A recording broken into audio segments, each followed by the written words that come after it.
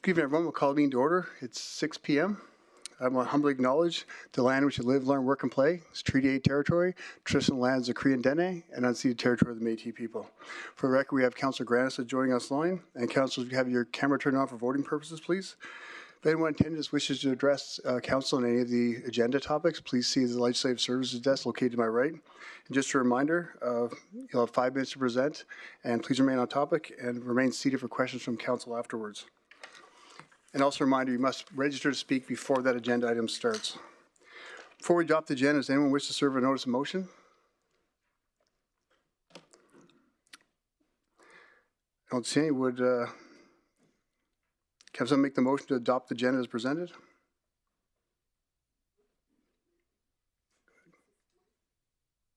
Councillor Benjoko. For my discussion. Good evening, everyone. Thank you, Mayor Bowman, for giving me a minute. I would like to do a quick shout out to all the African, Caribbean, and Black folks in the region, around the globe, and everywhere, as we begin the countdown to Black History 2025. Every chance we get, we need to celebrate ourselves, and we have come a long way as the Black people around the world, and the world has benefited from the struggles and the victories of the Black folks, and vice versa, as we all enjoyed the victories that were fought by other people. I would love to celebrate our allies, people like Mayor Bowman and all the non-Blacks who stand by us daily to celebrate and to acknowledge us. We could not have reached where we are today without such allies. Happy Black History to everyone. It is important as we celebrate Black History to take a moment to find out why we do celebrate Black History and to learn more about the heroes of the past, those who paved the way for someone like me to be sitting where I sit today. People like Jean Augustine, Viola Desmond, Violet King, Alexandra Macaulay. Those are the heroes that we continue to celebrate, and we need to emulate them. Thank you all, and happy Black History Month. I see a lot of Black folks in the room. We see you. Thank you, Mayor Bowman. Thank you, Councillor Benjoko. Can someone make the motion to adopt the agenda as presented? Councillor Ball. I move that the agenda be adopted as presented. And thank you for the second, Councillor Boussier. I'll call for a vote. All in favor? Councillor Grannis is in favor. Thank you.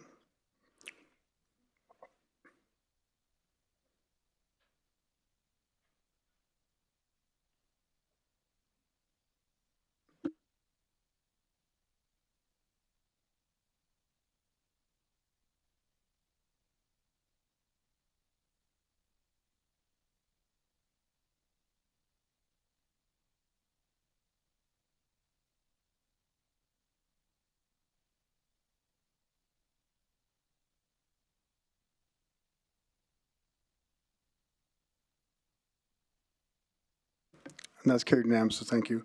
Moving on to the consent agenda. Does anyone wish to remove any items from the consent agenda? Hearing none, can I have someone make that motion? Councillor Ball. I move that the recommendations contained in items 6.1, 6.2, and 6.3 be approved. Thank you, Councillor Ball.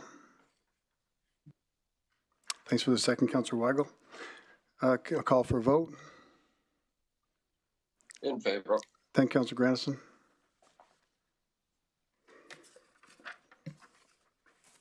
And that's carried unanimously. Thank you, everyone. This evening, as Councillor Benjoko mentioned, the first item I'd like to address is the Proclamation of Black History Month. Whereas the region is socially, culturally, and ethnically diverse, comprising of many peoples and communities. And whereas across generations and over centuries, Black Canadians have demonstrated courage and resilience and are contributors to all sectors of society. And whereas Black History Month is an opportunity to raise awareness of the historic and ongoing commitment to justice and initiatives that advance equal opportunity and fair treatment.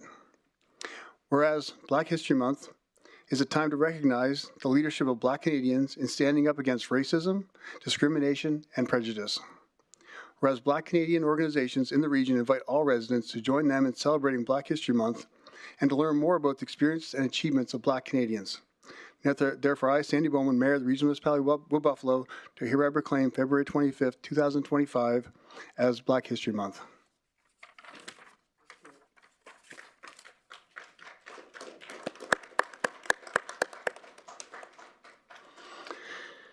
Next up, we have a report on residential schools, unmarked burials, monument for survivors. I'd like to invite Dennis Fraser, Indigenous and Rural Relations, to introduce the report, please.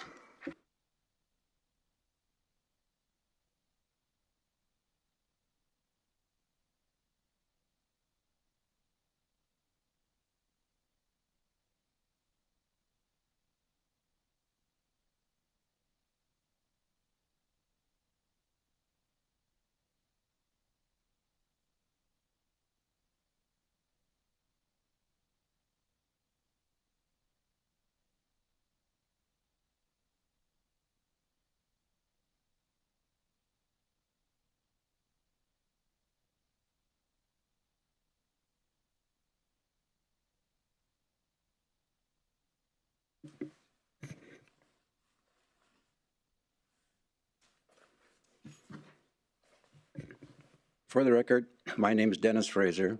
I am here today to propose engagement for a residential school monument in Fort Chipewyan to honor survivors and commemorate the children who never made it home.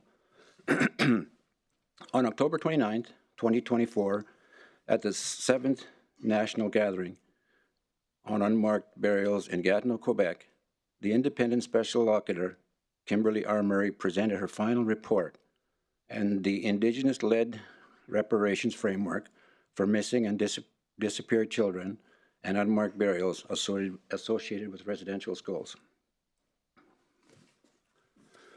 This report is the result of 2 years of extensive engagement with survivors and Indigenous communities across Canada.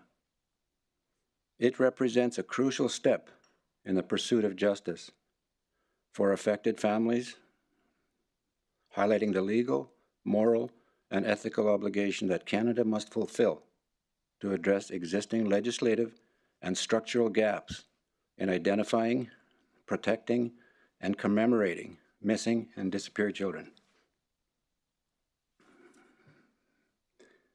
The findings emphasize the importance of remembrance, accountability, and community-led healing initiatives. A residential school monument in Fort Chip would serve as a permanent tribute to the resilience of survivors and a solemn acknowledgement of lives lost. Before we begin, I'd like to show you a brief video that highlights the profound and lasting impacts of residential schools that flows out of the report findings.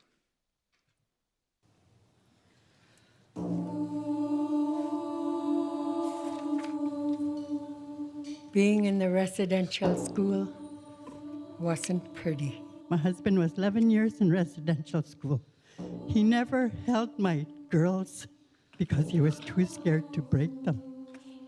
That's residential school. That is the impacts of it. They tried to take our spirits away. They tried to take the Indian out of us. I was kidnapped in broad daylight, right in front of my parents, when I was being taken away from our outpost camp to go to a residential school. The children have been taken from us, and we want them back to make the world safe for the children we now have and the ones that are coming.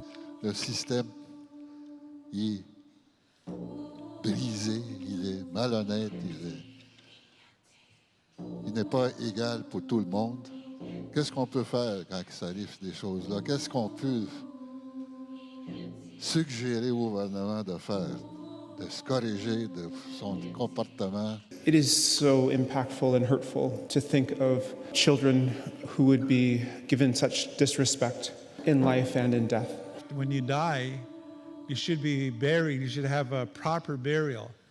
We had a distinct way to honor the people who left us. There were ceremonies, there were songs, and for the children at our schools that are in unmarked burials, They have yet to receive this. You don't get to the point of religious equality, racial equality, unless you understand foundational inequality in Canada that is steeped in centuries of colonialism and racism by European settlers who imposed their will in a colonial and racist manner.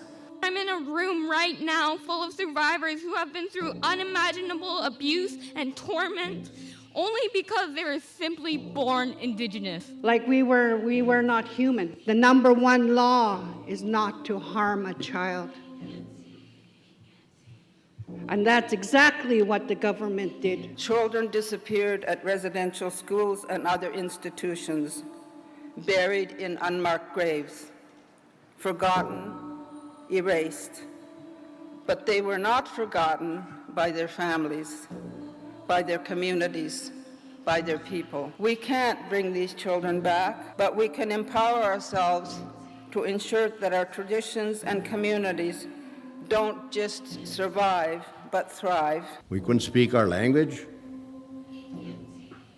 We couldn't even use our name. I was given a number. I still remember my number, and that's how they called you, a number. I was broken spirit since then. I didn't know who I was. I lost my culture, my spirituality, my beliefs, my values.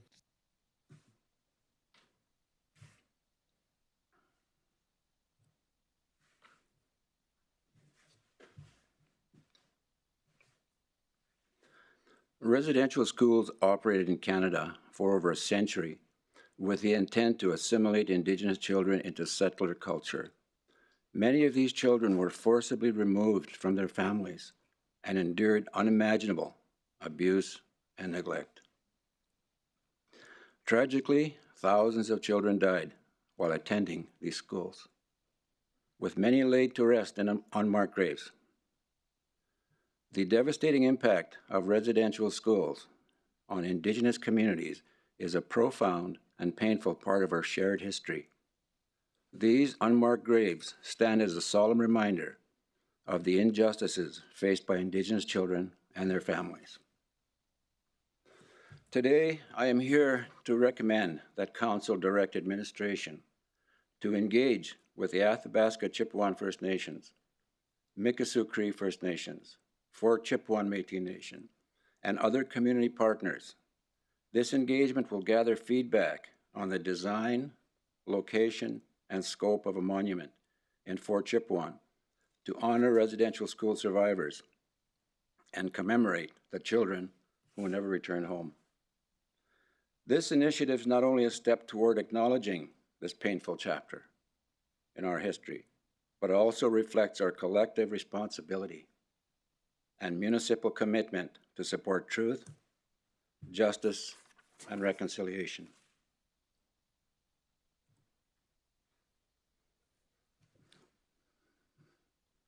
This photo is of the monument in the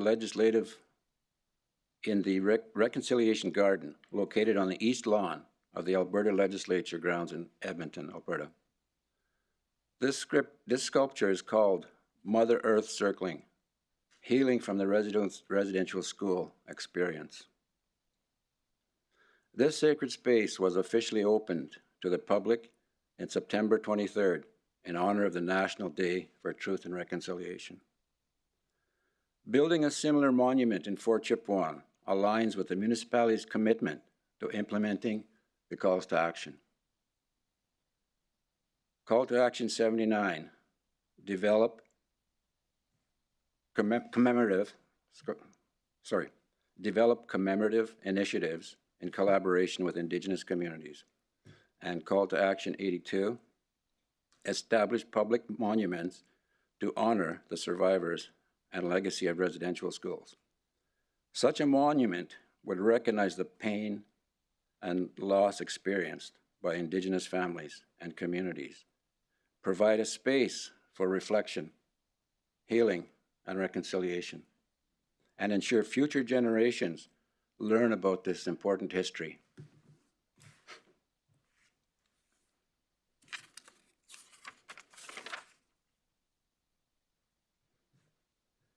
The Holy Angels Residential School in Fort Chippewa operated from 1874 until its official closure on June 30th, 1974. The building was later demolished in the fall of 1975. Erecting a monument in Fort Chipewyan represents a meaningful step toward healing and reconciliation. It reflects the municipality's ongoing commitment to the TRC calls to action, specifically honoring survivors and commemorating the children who were lost. Through respectful, inclusive engagement, this project will ensure the monument reflects the voices, stories, and traditions of those most affected. I respectfully propose that Council make a motion to engage the community on the creation of this monument, to acknowledge this painful history, honor the resilience of survivors, and commemorate the lives of children who never made it home.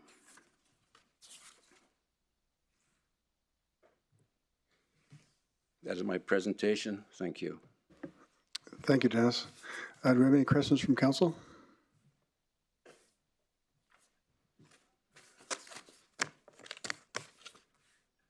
I'm not seeing any. Thank you, Dennis. Do we have any delegates this item? We have one registered delegate.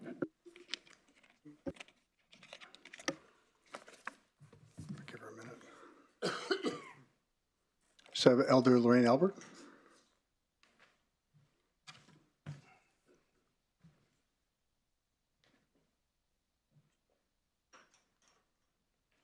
If you could just say your name for the record, Lorraine. My name is Lorraine Albert. On Sunday, I was approached by Dennis to provide support and on this proposed project.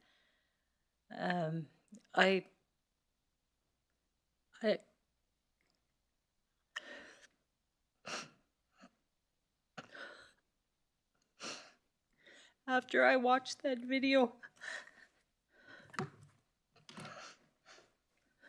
it really breaks my heart that my mom went to that school and most everybody my age had gone to residential school in Fort Chip.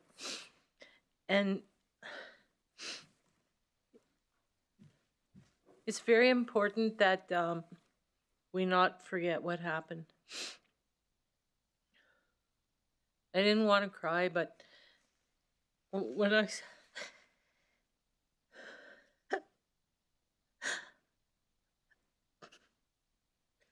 just knowing that there may be kids buried in that yard where the arbor is, it really makes me sad. Because I lived in Fort Chip for quite a few years, and I go back. My partner lives in Fort Chip, and he was in residential school. And now that he's older, only now he could talk about some of the things that happened to him. And once his generation is gone, the younger generation doesn't understand or know what happened, because a lot of our people can't talk about what happened in residential school. And I feel that because there's nothing there to let our future generations know what happened, I think it's really, really important that we have a monument, a beautiful monument, not like a monument that could bring peace, so that people never ever forget what happened there, but to honor those that are buried there, and to also keep in mind that the effect of the residential school has been very negative on our people. And I support Dennis in what he's proposed, And I wish I had other people to come with me, but we were all at a child, it's not called child welfare anymore. I was at a conference all day, so a lot of things came up that were very emotional for me too. A lot of our child welfare issues stem from the residential school. And I'm not laying blame, I'm stating the truth. And if we had a monument like that in Fort Chip, something that we can contribute to, that my mom is gone now, and it won't be long before a lot of our elders are gone. And if they don't get a chance to see it and to explain why it's there and to have some input, then the truth will be lost in other generations. And yeah, I didn't think I can't watch videos about the residential school, because the more I go to conferences and the more I talk to people, I see how so much suppressed emotion in our people is harming us. And I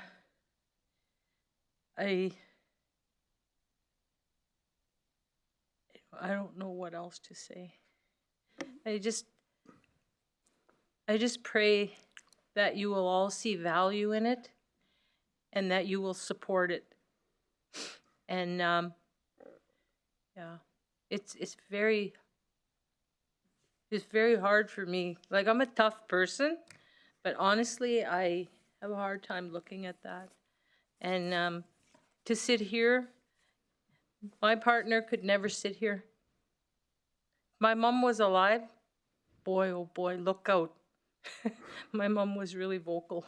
You know that. Yeah. Thank you, and respectfully, I'm very grateful to be allowed to be invited to speak here, and I respect all of you, and I really pray that you will think really hard about this and put it in the forefront. Thank you, Lorraine. And we've gotten to know each other pretty well in the last 3 years, so I know how strong you are. And I've heard stories about your mother you've shared. So, and I want to thank you for having the strength today to come in front of everybody to do this. And I know you're always welcome here to come about anything, but we really appreciate you in this community. And thanks for having the strength to come up and speak today. Do you have any other questions from council? Oh, sorry, Foggy. Councilor Benjoko? Thank you, Mayor Bowman, and thank you for the presentation. That was truly emotional, and it's not a question. Okay, so I just want to say it is very important for a people to know where they come from. The history of people help formulate the future generations. And especially at a time like this, when I've been reflecting on the struggles and travails of the Black folks, I can relate with this. And I truly respect and commend whatever effort we are making to go in the right direction to commemorate. And it won't take away completely what was done, but I believe strongly the history of a people is part of what will help in the healing and in the truth of who they are. Thank you. Thank you, Councilor Benjoko. Any other questions from council? I'm not seeing any, so thanks, Lorraine. And much respect for offering me tobacco. And I have one little thing to say. Like right now where the residential school was, there's nothing left there. The church has been burnt down. The priest's father's house has been burnt. So if there was nothing there, 100 years from now, nobody would know what was there. Yeah. So thank you. No, thank you. Can I have someone make that motion? Councilor Benjoko? Let Stella do it. Okay. Thank you, Mayor Bowman. I move that administration be directed to engage with Athabasca Chippewa First Nation, ACFN, Mikisew Cree First Nation, MCFN, for Chippewa Métis Nation, FCMN, and other community partners to gather feedback on the design, location, and scope of a monument to be erected in Fort Chippewa to honor residential school survivors in alignment with the Truth and Reconciliation Commission's TRC calls to action. Thank you, Councilor Bajoko, and thank you for the second, Councilor Boussier. Any other debate, discussion, or questions from council?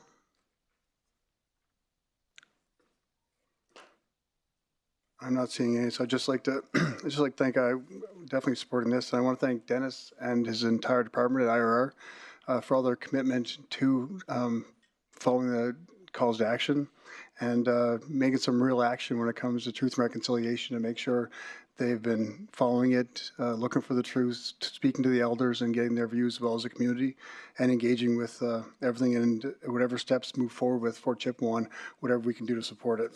So with that, I'll call for a vote. In favor. Thank you, Councilor Grandison.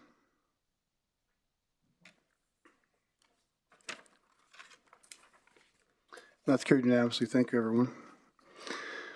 Next up, we have the bylaw report for bylaw number 25/004 electric distribution system franchise agreement. The bylaw is before council for first reading. However, administration will be providing an overview of the bylaw and the process for franchise agreement. Per process, there will be no debate at first reading. However, council may ask questions of administration. I'd like to invite Lori Farquharson, Corporate Services, as well as Patrick White for Legal Services to introduce the report, please.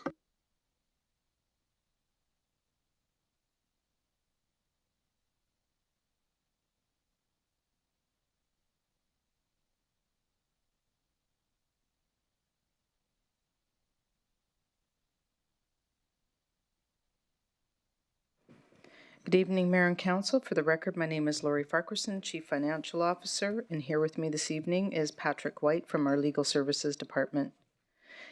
Patrick will be presenting the Electric Distribution Systems Franchise Agreement. So, good evening, Council. So first of all, a brief overview of what I'm going to speak about tonight. The purpose of this bylaw, because it's a little bit different than what you are normally used to. The history of the agreement that we have in front of us, what this agreement does, most importantly, what this agreement does not do, and then the next steps in the process, because this is a little different than what we are normally used to. So first of all, this bylaw authorizes the mayor and the CEO to sign the agreement with ATCO. Typically, the CAO is delegated the authority to sign all contracts, but the reason why this one is different is that the bylaw is required by the Water, Gas, and Electric Companies Act. ATCO must be authorized to do this through a bylaw passed by council, which is why we're doing this a little bit different. And all of the terms and conditions of this agreement are in a schedule to this bylaw. So ATCO has had a version of this agreement in this region for a very, very long time. The current agreement has been in place since 2012.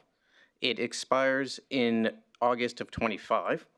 And one of the reasons why we are here today a little bit before it expires is there's a lengthy process to get this authorized, and we're trying to get it done before we have a break for our election. So this is why we're here a little sooner than the agreement ends. So what this agreement does do is it gives ATCO the exclusive right to have their infrastructure within municipal property.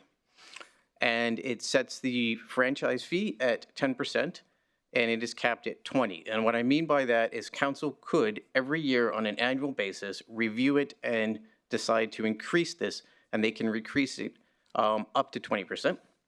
And this bylaw, this agreement only applies to the urban service area.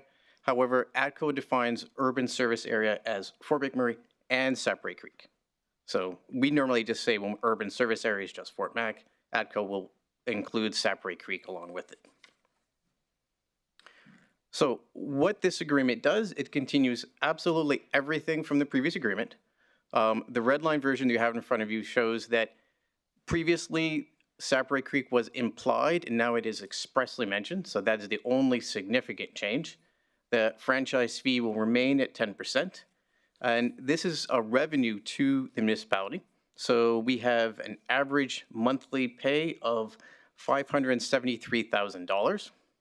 And it generated revenue of approximately $6.88 million in the previous year.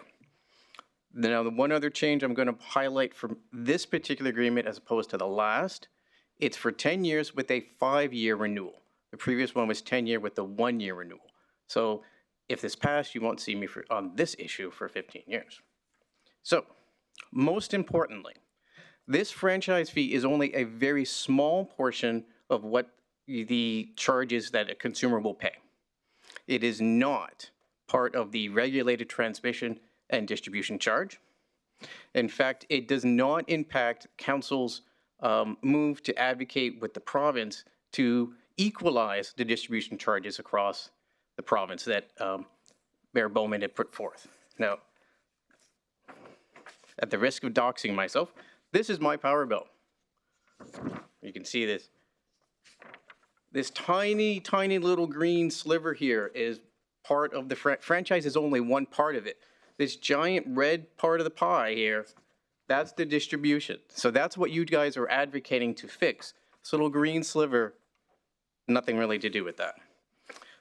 Every customer in the province pays a franchise fee, and it's already equalized across the province.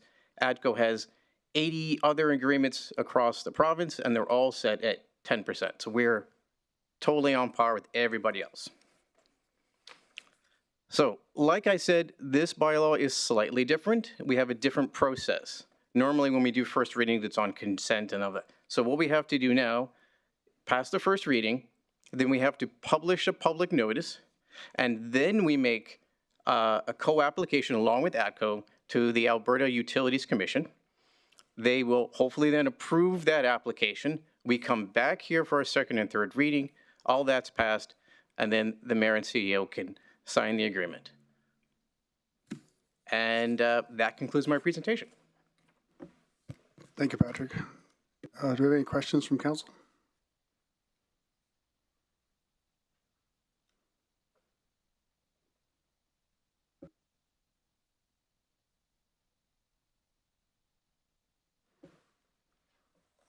I'm not seeing any. Can I have someone make the motion?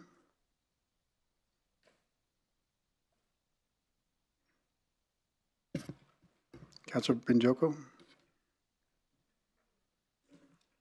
I move that bylaw number 25/004, being an electric distribution system franchise bylaw, be read a first time. Thank you, Councillor Binjoko. And thank you, Councillor Boussier, for the second. So I'll call for a vote. In favor. Thank you, Councillor Grandison. And that's carried unanimously. Thank you, Laurie. Thank you, Patrick.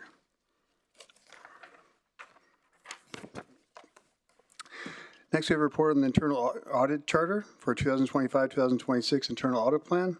I'd like to invite Laura Farquharson to remain seated and introduce Alicia Hubert, Corporate Services, to introduce her report, please. Good evening, Mayor and Council. For the record, my name is Laurie Farquharson, Chief Financial Officer, and with me this evening is Alicia Hubert, Manager of Internal Audit and Compliance.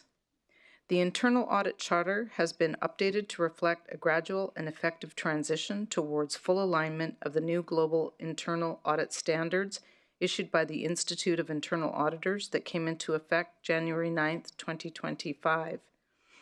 A formal internal audit plan is to provide a disciplined approach to the identification of potential internal audit projects. Formal planning is necessary to ensure that we focus on creating high risk and/or high risk or high priority areas. It provides an opportunity for clients and stakeholders to be involved in the planning process, ensures all departments and branches are considered for internal audit attention during the planning process, and serves as standards to measure the internal audit performance within the municipality. Administration has developed a plan as presented in the council report. There are 3 audits from 2024 that are still in progress and 4 new internal audits identified for the 2025 to 2026 plan. This concludes our presentation. We're happy to take any questions. Thank you, Laurie. Do we have any questions from council? Councillor Boussier? Yeah, thank you, Mayor. Through the chair to Laurie, thanks for the presentation. Just a couple questions. I was reading it, the handouts, and it talks about independent and objective, I guess. I guess of who and what when you say that, or the report. Like, is it independent of who and its objectivity and all that? Can you expand on that? Sure, absolutely. And I'll invite Alicia to add to that. So our internal auditors, when they have a subject area, they independently go out and interview, select samples, do an analysis, and they are given pretty broad access to information to do their analysis and interpretation. Then it would come back to the manager. They would prepare a report, and then it would be presented to me for review. Okay. No, is just looking through this, is there an org chart, or it goes to the manager, then to the CFO, and then to the CAO? Through the chair to Councillor Boussier, that's correct. So the audit findings would form a report to the CAO, and it is included. It should be included in our annual report back to council. Okay. On the second attachment, I think it says that we've done some audits. Some have been completed, and some have in the process. Do we, like, I don't remember seeing any of these audits. Are they shared with council? Through the chair to Councillor Boussier, it's a very involved process, takes a great deal of time. Council was shared the P-card audit from the Wood Buffalo Economic Development Corporation, as well as an internal audit of ECDEV. That was our focus, and we only had the one auditor. In addition to that, they did a review of our vendor master file. That was really looking at internal controls with establishing vendors, ensuring things are set up appropriately. The other audit, that is, the rest of them are still pending. So page 4 shows the status of each of those audits. We're still formalizing our processes, and certainly if council would like to see us come back on a quarterly basis with our findings, that's something we're happy to do. Okay, just a couple more questions. How many internal auditors do we have now? 2. 2? Okay. I guess I'm going to go somewhere where it's not a popular subject, and certainly not a sensitive one.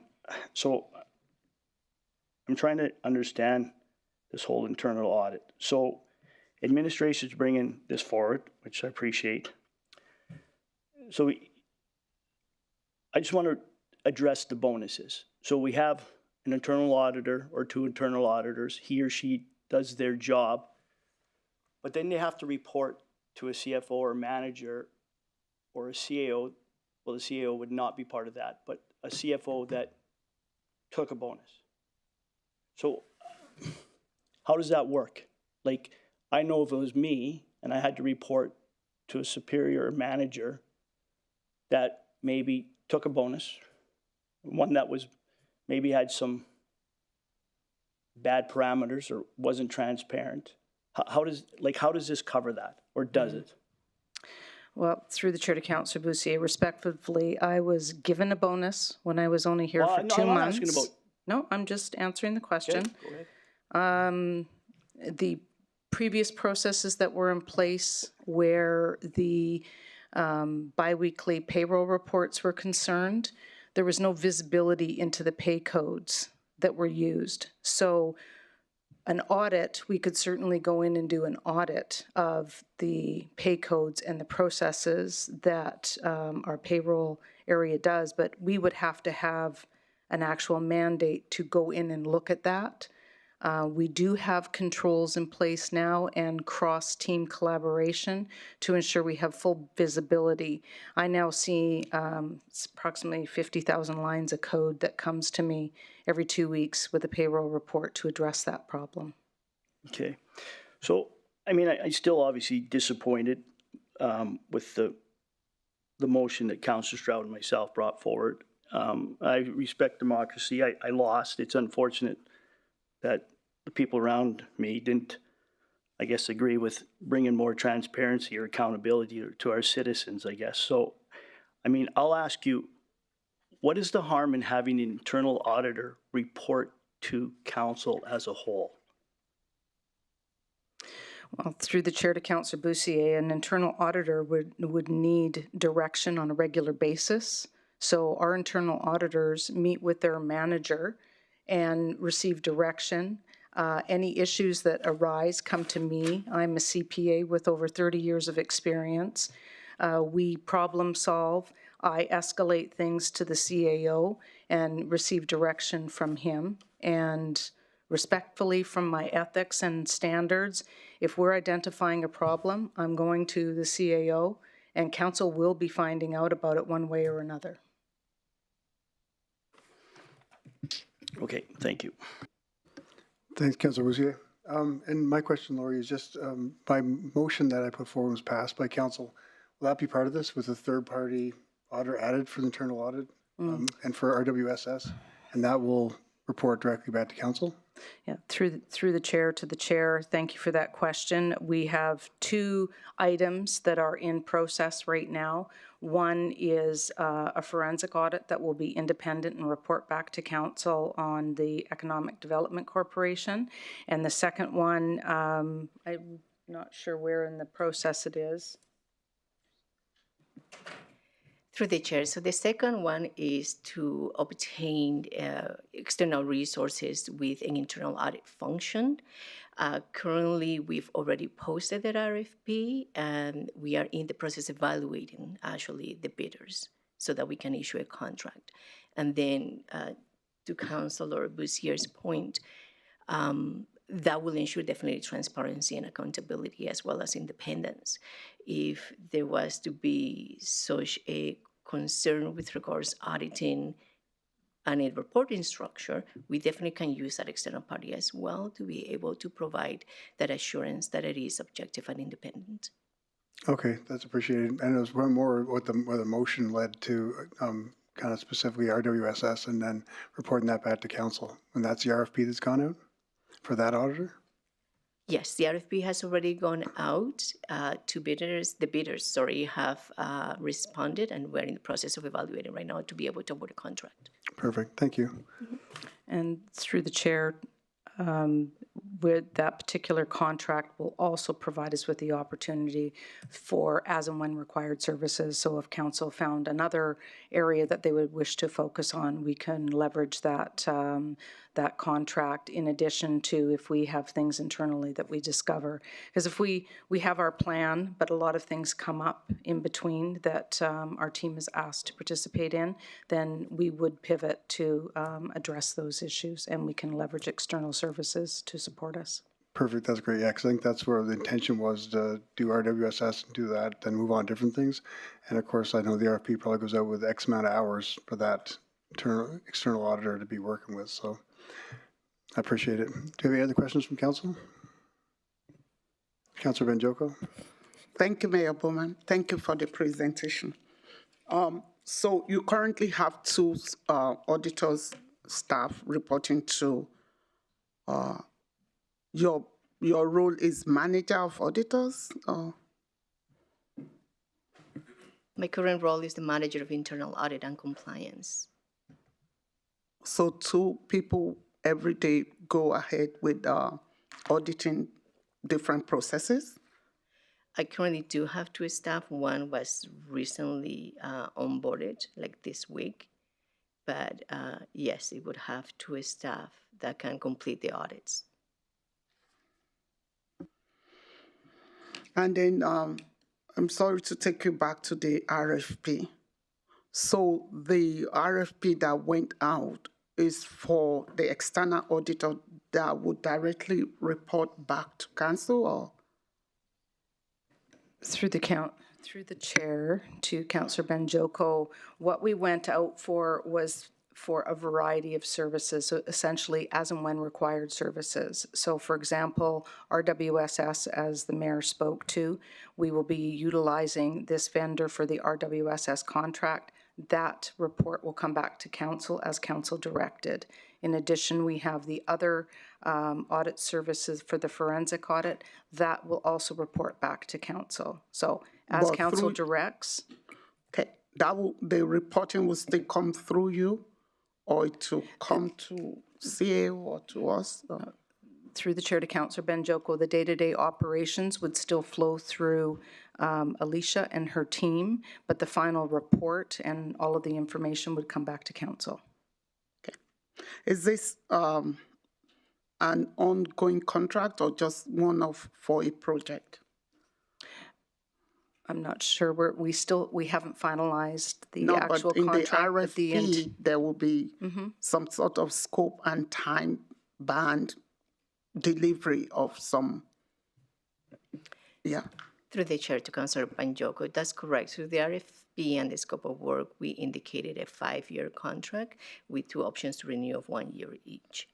So that we could have those services, like the CFO included, noted, we could have different services for internal audit. So it'd be an external vendor that will provide internal audit services.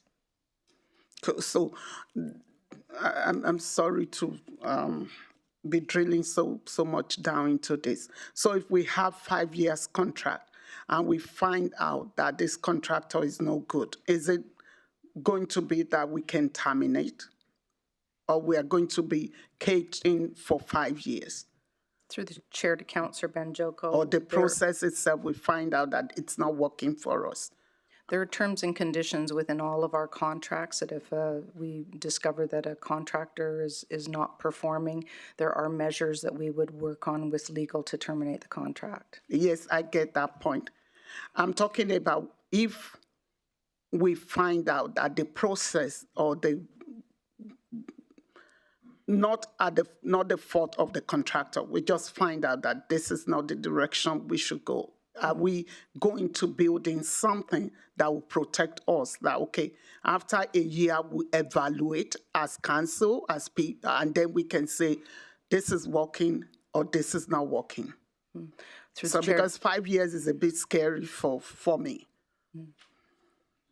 Through the chair to Councillor Benjoko, it's an as and when required contract. So if we don't need their services, we're not required to use them. Thank you. Yeah. So it's paid for whatever we use? Correct. Thank you. Thank you, Councilman Joko. Do you have any questions from council?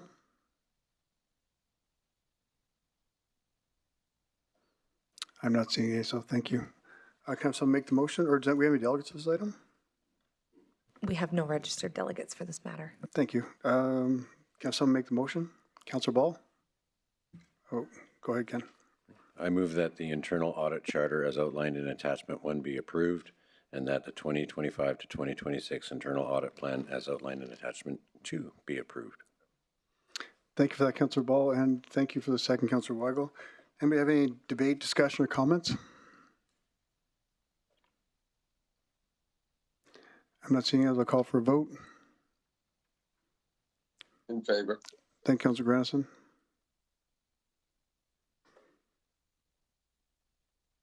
And that's carried with 6 in favor. Thank you.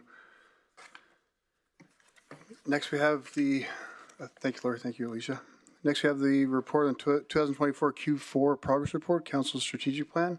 Invite Jade Brown and Sonia Suter to introduce the report, please.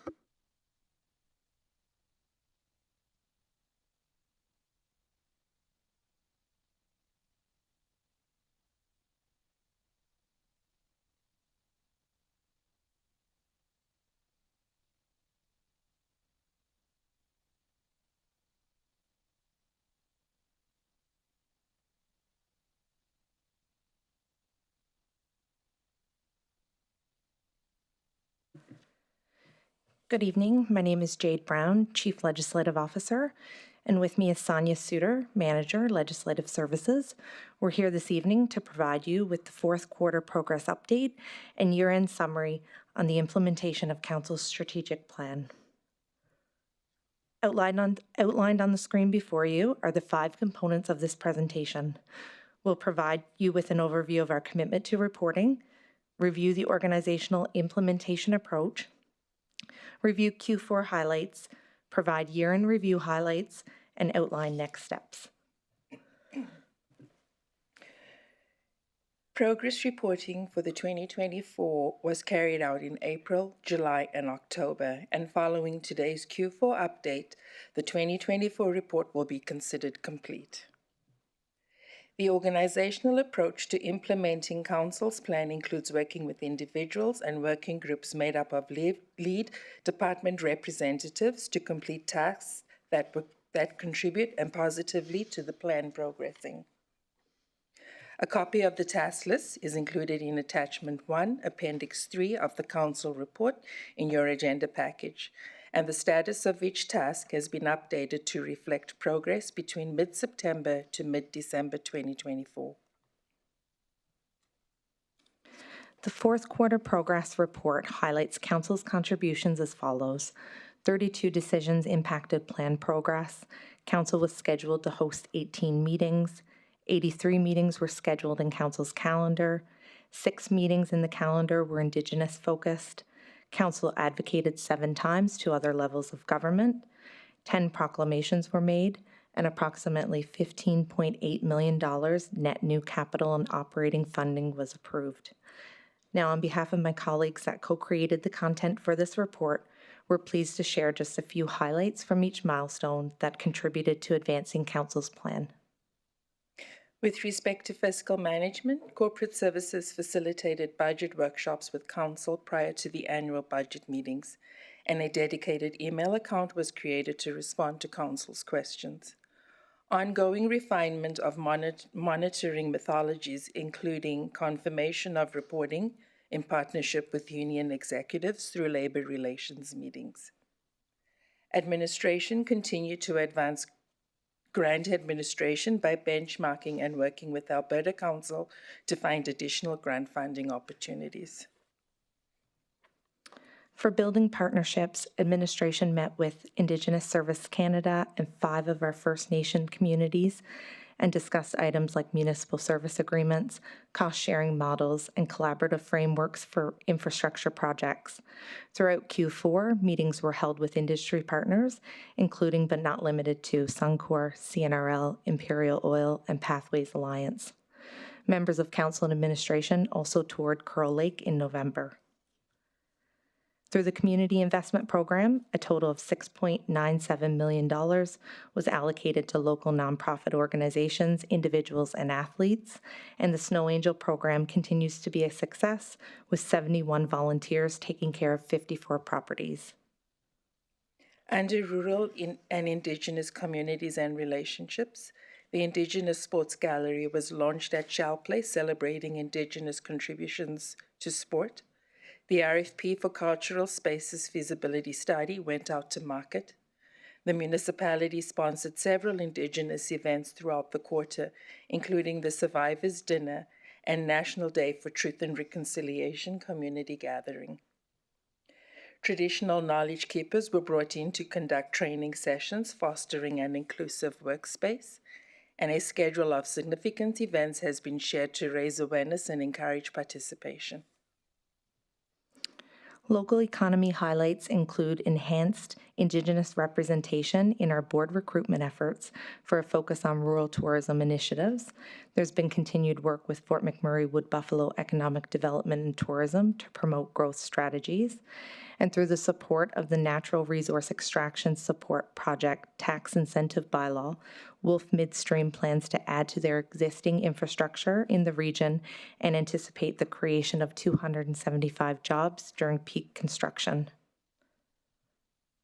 With respect to downtown visualization, engagement sessions for the land use bylaw commenced in early 2024 and continued with targeted engagement sessions into September. Feedback from those engagements was used to create the final draft of the bylaw, which has now been circulated internally for review. Internal information sessions will take place in Q1 2025, with council information sessions to follow. Taking a moment to reflect on Council's overall contributions for 2024. 78 decisions impacted the plan's progress. Council was scheduled to host 64 meetings. 233 meetings were scheduled in Council's calendar. 27 meetings in Council's calendar were Indigenous focused. Council advocated 35 times to other levels of government, and 33 proclamations were made. Additionally, approximately 19.45 million net new capital and operating funding was approved in 2024, down from the reported 103 million at the end of 2023. This speaks to Council and Administration's commitment to fiscal management and responsibility in 2024. Reflecting on accomplishments for 2024, we'd like to take a moment to highlight some key achievements. Approval of a $645.6 million annual budget for 2025. Signing of a new 5-year agreement with AHS to continue delivering emergency medical services in the region. Approval of the historical Indigenous residential land ownership policy, as well as construction phase of the rural broadband project in Chard-Janvier was completed. Approval of Phase 3 of the DRIP program, and welcoming of Ward 4 Councillor Laverly. In addition to the information that's been highlighted in our presentation this evening, there's a wide range of additional work that's well aligned to Council's values included in your agenda package. In closing, our next steps include continuing to review and report progress, monitor and adjust as required to deliver on Council's plan. For 2025, we'll be back to report on Q1 progress in the spring, with Q2 being reported prior to Council's summer recess. At that time, reporting on the plan will be closed out in advance of the 2025 municipal election. This concludes our presentation. We'd be happy to take any questions. Thank you. Thank you, Jade. Thank you, Sonia. Do we have any questions from Council?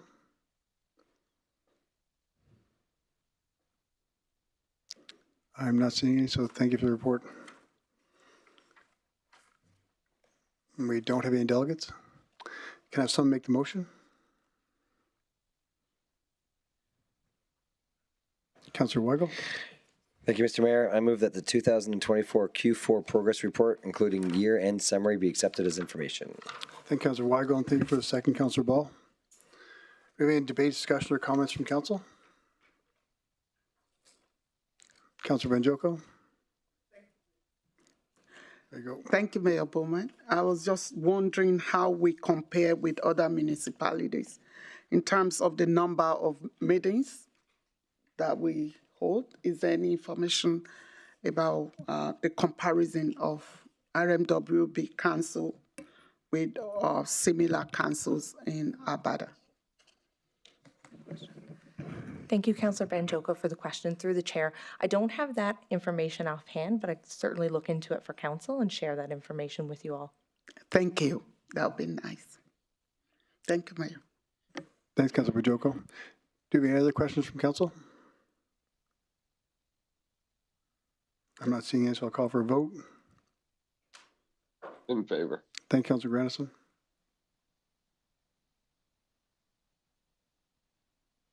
That's carried unanimously. Thank you, everyone. We go now to item 9.1, Councillor's motion. I'll ask Councillor Boussier to read out his motion, please. Oh, sorry, Lance. Go ahead. Yeah, thank you, Mayor Bowman. I move that administration be directed to undertake a comparative analysis of Chief Administrative Officer bylaws of comparable municipalities in Alberta, and that the comparative analysis focus on benchmarking of best practices and include, but not limited to, data and authority, accountability, and responsibility of this Chief Administrative Officer, and that a report be provided to Council with the findings of the comparative analysis within 60 days of this motion being passed. Thank you, Councillor Boussier. And did someone second that already? Okay, thank you, Councilor Bajoko. Councilor Busi, would you like to speak to that? Yeah, thank you, Mayor Bowman. I guess the reason I'm bringing this forward is I believe the current one is 7 or 8 years old. And when I look at it, it looks like the CAO, whoever that is, he or she has carte blanche when it comes to spending outside of providing notification if the spend is in $1 million. And I guess I'm looking to see how our CAO bylaw compares to other municipalities with similar budgets and size and all that. I mean, it's been, I think, 7 or 8 years since the bylaw has been reviewed, and maybe it's good in its current standing, but I'm just hoping that we can pass this and have administration bring something back in a couple months to compare to. Absolutely. Thanks, Councilor Bussier. And I think something that's that old needs to be updated. I'm sure there'll be some updates in there somewhere that they can find. And going along with the MGA and using comparative municipalities with even not just similar, but any municipalities at all across Alberta to go there, check their CO bylaws. I definitely look forward to seeing this come back updated to today's standards. Do we have any delegates to this item? We don't have any registered delegates. Thank you. Council, have any questions? Followed by debate points. Councilor Bussier, Councilor Banjoko. Thank you, Mayor Bowman. I certainly support that there's need to undertake a review and analysis, and especially also to compare what we have with other similar municipalities, and see where we need to make changes if there is need. So I certainly support. I support that. My question would be to administration if the 60 days will be something that is achievable. But I certainly believe this is something we need to do. Sure. Through the chair to Councillor Banjoko,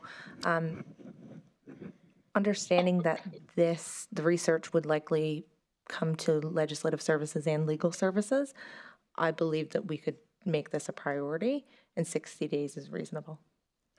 Thank you. Thanks so much. Thank you, Councilor Banjoko. Councilor Weigel. Thank you, Mr. Mayor, through the chair. I support this fully. It's probably something that we should review, as they talked about, every 5 to 7 years. Just when we talk about comparative, obviously there's different. We're such a weird municipality. We have a large budget, a large landmass. And comparatively, are we going to be looking at all of those different things as comparables individually? Because I don't think that there's another municipality that is like us. And so do we break that down by like budget, by landmass, by how do we do by that? My view, this is my opinion, is that you look at what the size of the budgets are for those communities and kind of see where they're at, and then just percentage-wise use what ours is as a percentage and use that and kind of go with those. But I would think our legislative services would come back with some different ones. Gotcha. But I think it would be if we have a $645 million budget and our limits are X, Y, and Z. Yeah. Look at a community that's $300 million, and that would be, and kind of use the percentage-wise in that. That's kind of what I would look at. Okay. Jay, I guess something to add to same that? question to Councillor Bussier too, just so we're getting the dynamic of your emotion of what you're looking for comparative as well.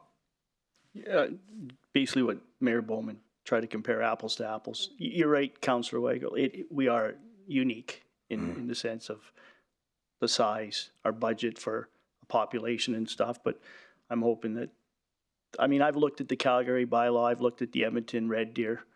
There's some things that I think are similar and then some that are not similar, and I don't know the rationale for the differences, but outside of maybe the size of their budgets, I guess, would be one rationale.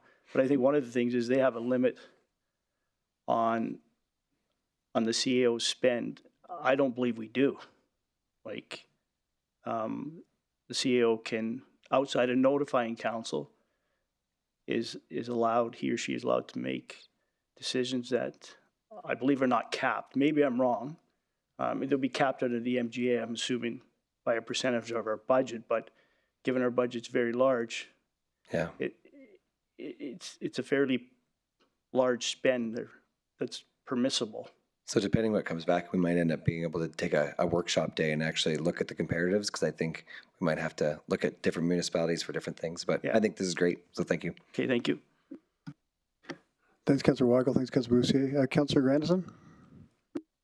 Thanks, Mr. Mayor, through the chair. I'm just hoping that in this document, in the final document, that it will identify what's required under the MGA for everybody, and then what's different, because the two can get confusing. Thanks, Councillor Grandison. Any other questions, comments, debate points from council? I'm not seeing any, so I'll call for a vote. In favor. Thank you, Councillor Grandison. And that's carried unanimously.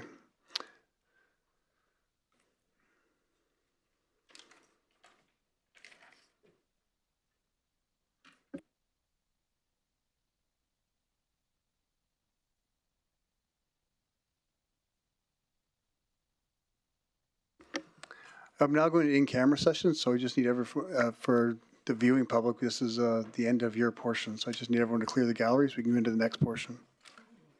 We'll take a 10-minute recess so Councillor Ball can